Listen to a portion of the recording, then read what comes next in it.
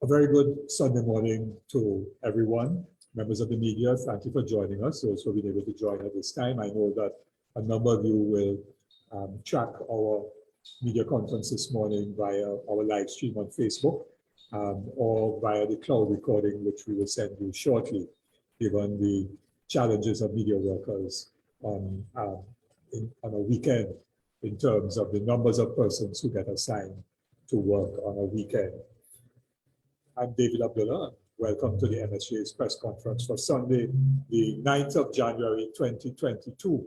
I also want to say a very good morning to all of those who have joined the live stream on Facebook. Thank you very much for taking the time to being with us in our live press conference.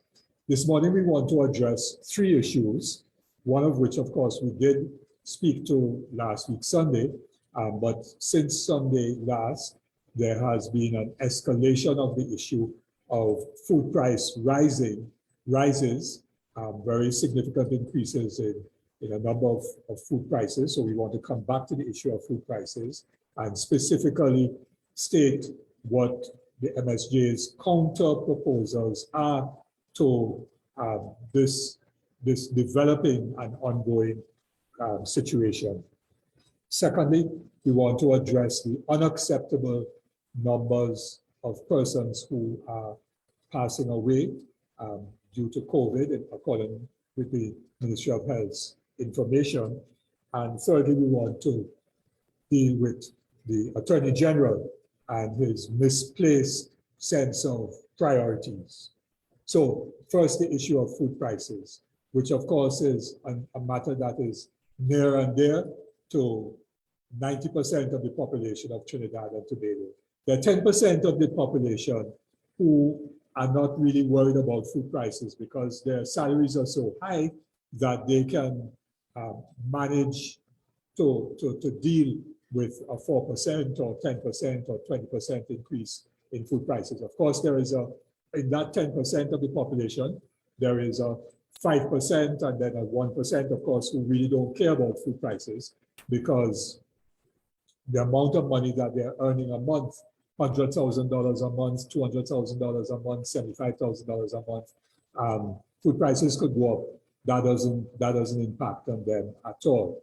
So the elites in our society, who are the ones who control economic power, are not really concerned about the welfare and the well-being of the vast majority of the people, 90%. Workers, middle-income people, and of course, those who are unemployed, who are single parents, working for minimum wage, and have children to feed and so on, who just can't make ends meet. They weren't managing from payday to payday before this latest round of price increases, far less now having to deal with the price of chicken going up, the price of flour going up, the price of kiss bread going up, and then other livestock likely to go up, and so on and so on, and a whole rollout of increased prices as one price impacts on another price, and that pushes up a third price, and so it is going. So the vast majority of our people have not had a wage increase. Workers, whether they're in the public sector, most private sector workers have not had a wage or salary increase for the last 8 or 9 years, going back as far as 2013, 2014, no wage increase. So in that time, the dollar that you would be earning 8, 9 years ago is worth maybe 75 cents now. And with more increases in food prices, that dollar is going to shrink even more significantly. So people are going to suffer. And when we talk about food, we're talking about one of the most basic necessities of life. People can't do without air, they can't do without water, they can't do without food. And when you reduce your food, then amount of food that you are able to buy and put on the table for your children, that therefore impacts on nutrition. And poor nutrition leads to health problems. It will lead initially and later on in life for children and young people, to diabetes, to heart problems, to high blood pressure, and so on. And those are some of the other factors that are impacting upon people who contract COVID and get very sick and sadly who pass away. So food is essential. And what is going on now globally is that, in a sense, to use the phrase of the great Calypsonian, the Mighty Sparrow, who sang in the early 1980s the song Capitalism Gone Mad. And he sang about prices going up and so on. And quite clearly, the whole global economic system, which is controlled by big multinational corporations, be they big shipping lines, be they the big banks and insurance companies, the big agro producers in this world and so on, the Amazons and the other major distributors of goods and services. They are the ones who are controlling the global economy in many respects. And coming out of the pandemic, what has happened is that those corporations, the big banks in the world, have been making more and more profit. The billionaires have been becoming bigger billionaires, if that is possible, and so on.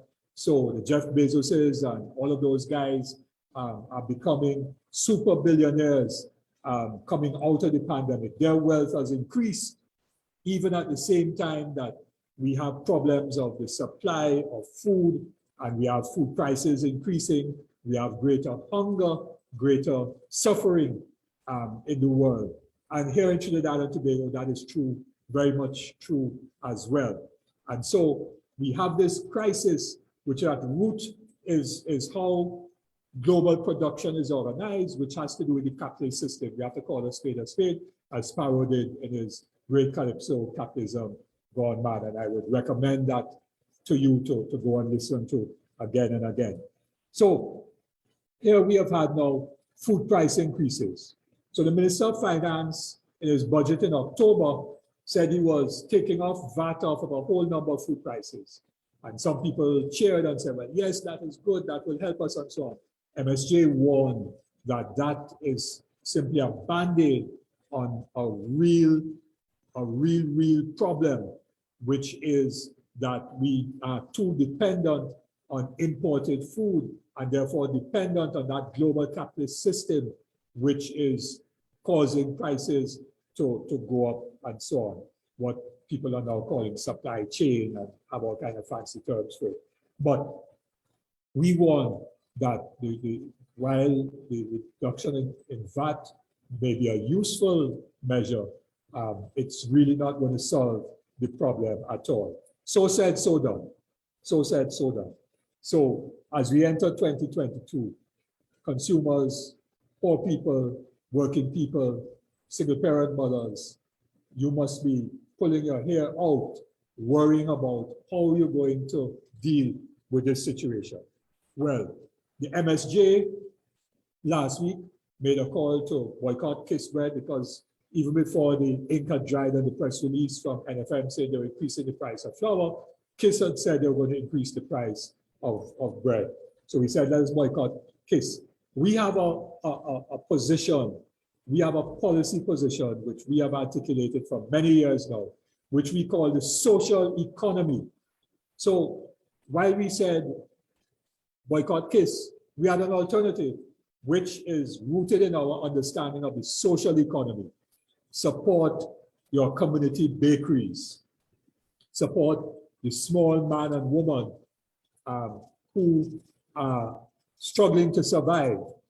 And so we said, let us do that, because by supporting the small person, the small business person, the community bakery, that is part of building what we call the social economy, which is where wealth is being generated in communities. Wealth is being generated and income is going from the pockets of workers to the small business people to support small businesses, rather than simply giving our money to the big businesses who therefore make super profits and enrich themselves and while other people are suffering. So we said support the community bakeries and the small business people, the artisan bakeries and so on. But we also said we need to address the issue of ending our dependence on wheat flour, which we import, and instead use our own products of cassava and yam and eddos and dasheen and all of those things, which you could use to make flour, and breadfruit, maybe imported from St. Vincent and growing up while we increase our breadfruit crops and so on. So that was an alternative which would cut down our food import bill and save precious foreign exchange and so on. So we had clear alternatives. But let us now, given what is happening with chicken price increases, increase in prices of some Nestle products and other products that are likely, other food items that are likely to go up.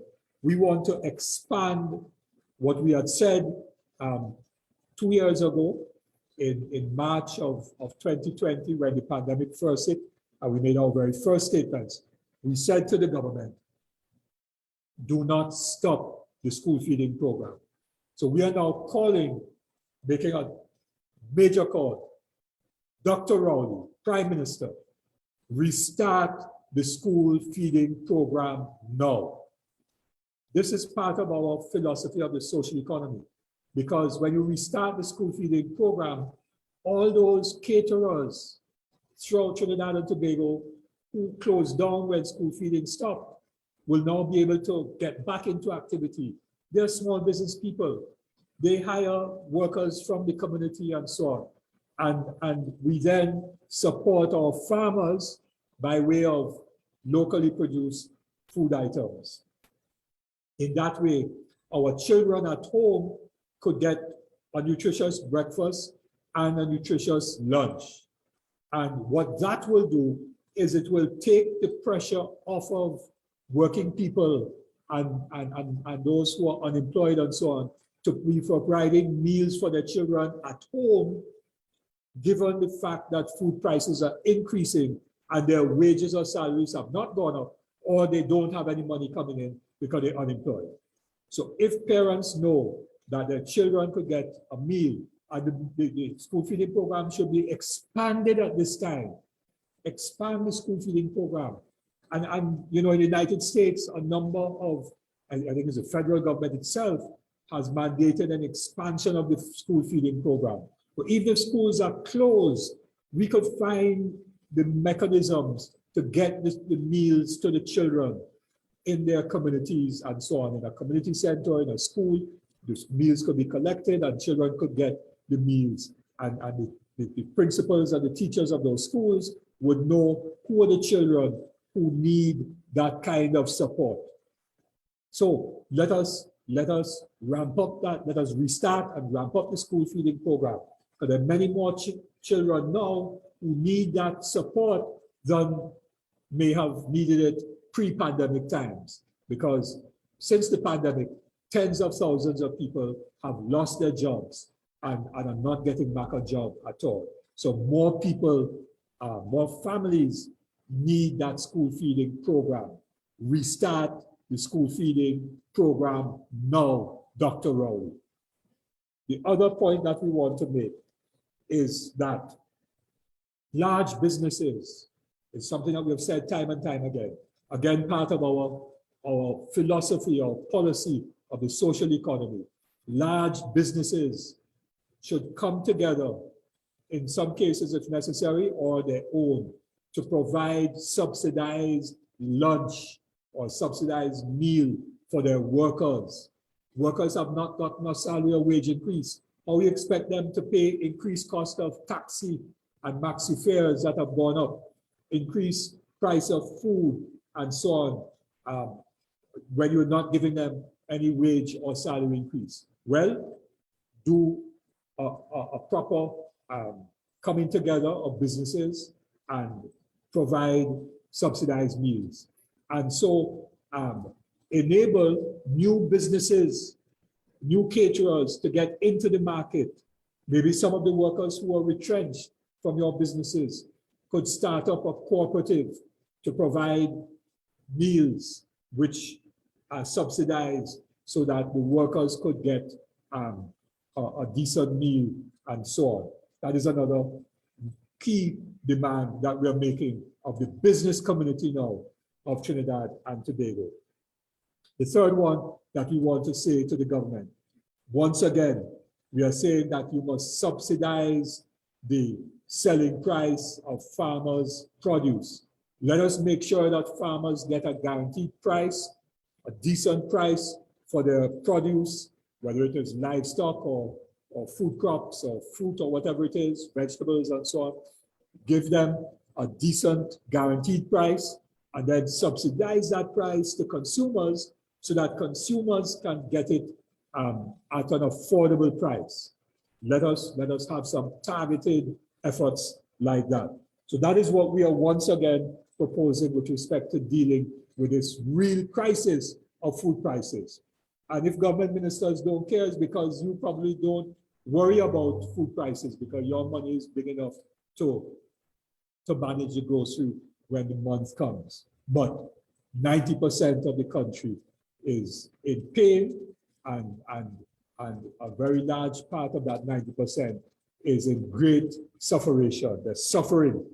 People are suffering, and we have to do something about that. And Prime Minister Dr. Rowley, as the head of the country, you have wasted 2 years. You have wasted 2 years from 2020 to now in not getting this situation right with respect to food. We warned you. We put out our roadmap for recovery as MSJ in May of 2020. That was almost 2 years ago. And we made recommendations. Your own roadmap for recovery reported in June of 2020. And almost 2 years have come around. And the situation now, which was forecast 2 years ago, has now come home to roost. As to use upon the chickens have come home to roost with the increase in chicken prices. So you have wasted time, Dr. Rowley. And in that time that you have wasted, people are suffering more than before. We also want to propose once again, because the government is going to say, where are we going to get the revenue from? That we need to deal with taxing the big corporations more. So I want to come back to what I said last week and what I said before Christmas as well. I want to repeat it. The media seems scared of reporting these facts. I'm not sure why, because you report the profits in your business pages. So why don't you report what MSJ is now saying about the need to increase taxation on the big corporations? Massey's before tax profits for 2021 went up by 41% from $860 million to $929 million in 2021 compared to 2020. But their after-tax profits went up even more. So before tax profits went up by 41%, but their after-tax profits went up by 65%, from $403 to $678 million. We are saying tax Massey more. They should not be able to increase their after-tax profits at a time when the government doesn't have the revenue and when people are suffering in Trinidad and Tobago. That is wrong. It is wrong. It has to stop. Republic Bank's profits before tax went up by from 1.46 billion in 2021 to 1.94 billion in 2021. This is before tax profits. Sorry, before tax profits went up from 1.46 billion in 2020 to 1.94 billion in 2021, an increase of just under 500 million. But the after-tax profits went up from 1 billion in 2020 to 1.44 billion in 2021, $440 million increase in after-tax profits, which was a bigger percentage increase in after-tax profits they're increasing before tax profits.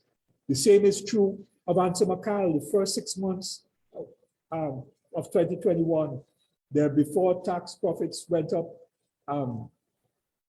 by 107%, from 147 million to 305 million.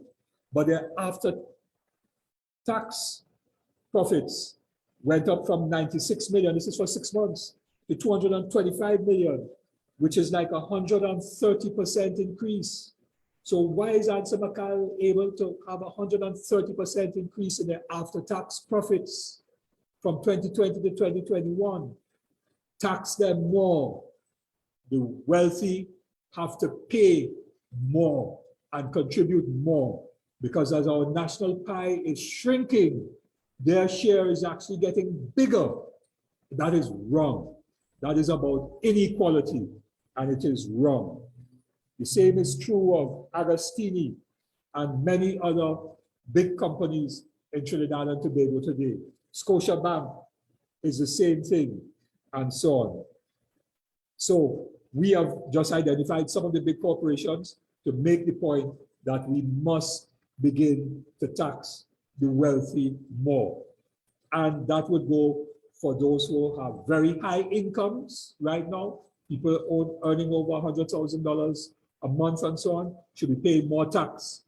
And the property tax should be started with the industrial properties, the big commercial properties, those properties that the Attorney General's family renting for millions of dollars a month to the government and so on. Let them pay property tax. They're not paying any property tax on that. So they're benefiting, so let them pay property tax before you start having poor working people pay property tax on their homes. Tax the wealthy first. That is what the social solidarity economy is. Solidarity, why solidarity? Because those who have the greater ability must contribute more at this time to support those who are suffering and in pain, as the biblical quotation said. If you do this to the least of my brethren, you're doing it for me. And that is what we have to address. And Pope Francis himself said that that guaranteeing justice for all men and women is not possible while a few people control most of the world's wealth and everyone else's right to a dignified life is disregarded. So we cannot have justice for all in Trinidad and Tobago when a few people control most of the country's wealth, the controllers of wealth, and everyone else's right to a dignified life is disregarded. That is what is taking place in Trinidad and Tobago today, and that must stop. Our second issue is that of COVID deaths. We need to have a proper explanation from the Ministry of Health. And quite frankly, I don't want to hear Minister Diaz saying, give us all his platitudes and old talk and all kind of things. We're tired here, Diaz, and we've been hearing it now for 2 years.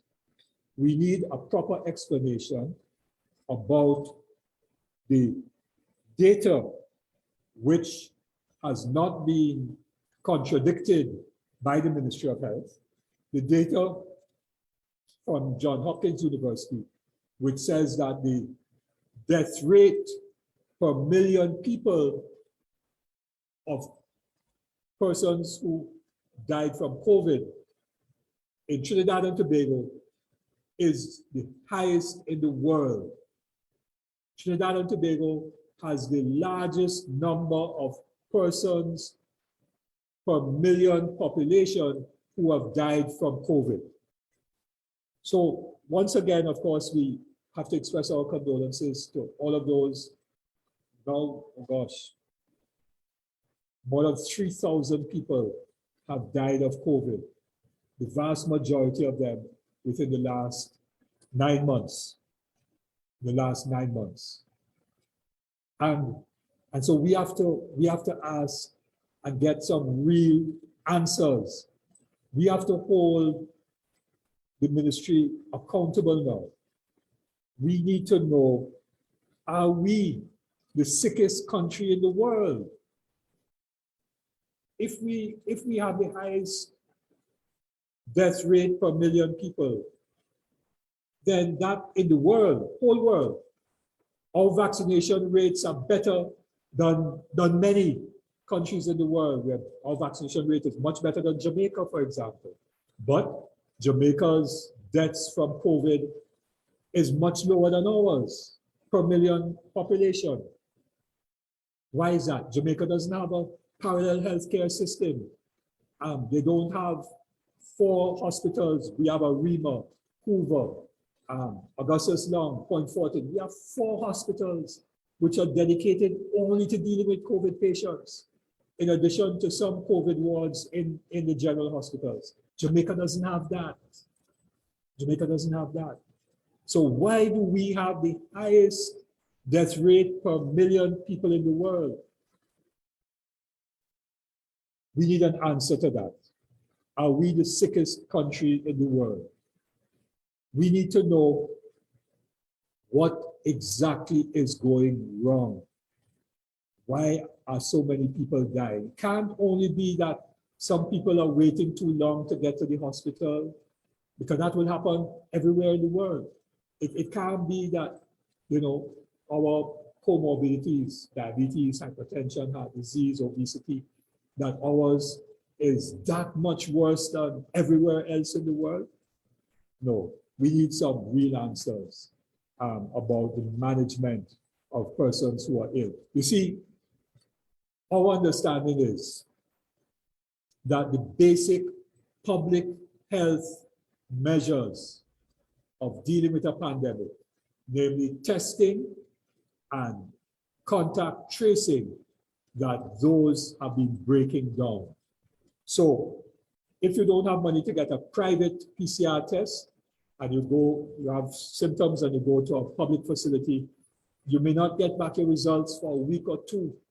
And therefore, there is no quarantining order being issued to the household. And therefore, other people are going out when they may be asymptomatic initially, and in a number of days, they are then spreading. And then there's no contact tracing. Contact tracing has broken down. And we said 2 years ago, hire young people coming out of university, coming out of secondary school, who have some basic skills and so on, to be engaged in this process of data updating of your data, so that your data is timely, to ensure that the contact tracing is taking place properly and so on. And the CMO himself said that they're short-staffed, they're overwhelmed, they're short-staffed. Well, Mr. Dale Singh, you had 2 years to prepare for a major third wave, and you didn't prepare. You were tunnel vision. So if the public health lab is not able to process the test results quickly enough to get people to know whether they're positive or negative, then engage the private sector labs to get them involved. And the private sector labs could drop their price if they know they're getting a certain number of lab referrals from the Ministry of Health. So we could have timely testing. Why is it only now that you want to bring in the home rapid antigen tests? Only now. Why not earlier? The Minister of Health is always 2 or 3 steps behind where the country needs to be in terms of the basic public health issues. And we would like to know, we would really like to know, what are the medical interventions that are being made? Walk us through the ICUs. What are the medical interventions being made to save the lives of people who get to HDU and ICU? Are there other things that other countries have done that have been able to keep the death rates lower? We don't know, but we need to be advised of those things. So we are very unhappy about the very high rate of deaths due to COVID. Is your data analysis correct? Because when people have comorbidities, what have our numbers of persons who have normally would have died in 2019, 2018, the numbers of persons who would have died from a stroke or heart attack or cancer or one of those diabetes complications, renal failure and so on. What are those numbers? And are those persons then essentially now being included in persons who contracted COVID and who are dying, which is what is causing our numbers to be on the increase? We need to have a proper data analysis and a proper explanation. The third issue that we want to deal with is with the Attorney General. He seems to have a very misplaced sense of priorities. So because sadly 25 or more people lost their home Old Year's night into New Year's morning, apparently due to fireworks and so on, all of a sudden, hot and sweaty, fireworks legislation out there for public comment. But of course, fireworks is not something that is used every week, every month. It's used on a couple of occasions a year. Diwali, Independence perhaps, Old Year's night, and maybe just one or two other occasions. So it's not used generally throughout the year. Hot and sweaty, fireworks legislation. But there's so many other pieces of important legislation that nothing is being done about. So he has a misplaced sense of priorities. The whole party vote issue, you know, AG entangled himself in that bacchanal and confusion. So he getting his head tied up in things that he ought not to be tied up in, and focusing on issues that not a priority, and getting involved in negotiations with the trade union movement. The Attorney General is the legal advisor to the cabinet. So if a matter comes before the cabinet on a vaccine policy, the AG has to advise on that. How can you negotiate and then advise at the same time? You ought not to be involved in that negotiation. Those negotiations with the trade union movement ought to be led by the Minister of Labor. That's his portfolio. And the AG's explanation as to why the recommendations of the Industrial Relations Advisory Committee were not used now as a basis for policy going forward ring hollow, because those recommendations were made in June, July last year and ought to have been implemented as policy right away by the cabinet as a matter of urgency. And then as things change, you could tweak the policy based upon things changing, but you did nothing with a policy that had been agreed upon in a tripartite basis. And then now you want to attack the trade unions for the positions that they are taking when they were part of a process which you ignored, just as you ignored the National Tripartite Advisory Council. This government has no respect for the trade union movement and for other stakeholders in the country. They believe they know everything. Rowley, Al-Rawi, Stuart Young and Al-Rawi have a different position on fireworks, interestingly. Stuart Young said ban it totally, so we don't need legislation, just ban the whole thing. Shouldn't be important in the first place. So they feel they know everything. And as a result of that, they're either doing nonsense or they're fiddling while Rome is burning and causing problems going forward. So that is what we want to say in terms of the Attorney General. We have no confidence in how he is engaged with the trade union movement in negotiating, because that is not his role and should not be his role. The policy should be developed. Ministry of Labor, Ministry of Health,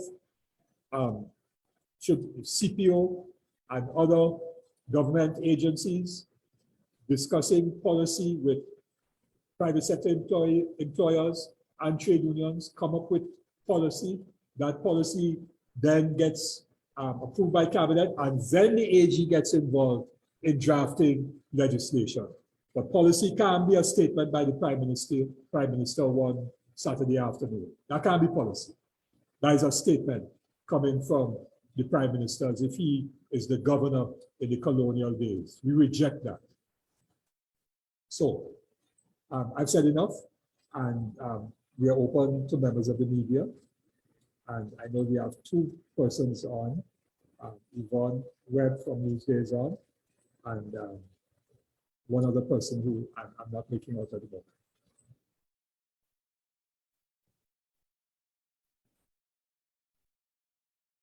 So Gregory, Gregory Fernandez, our party chair, is hosting us this morning. I have promoted them onto the panelists so they can ask you questions directly. Okay, great. I'm not sure who is on the news. I just see news there. Right. Okay, so members of the media, you can ask questions. You could just unmute your mic and you could ask a question, or if that is difficult for you, you can type it into the chat, and our party chair, Gregory Fernandez, will read it out because I'm a little distant from the screen at the moment, and so I may not be able to read it from where I'm.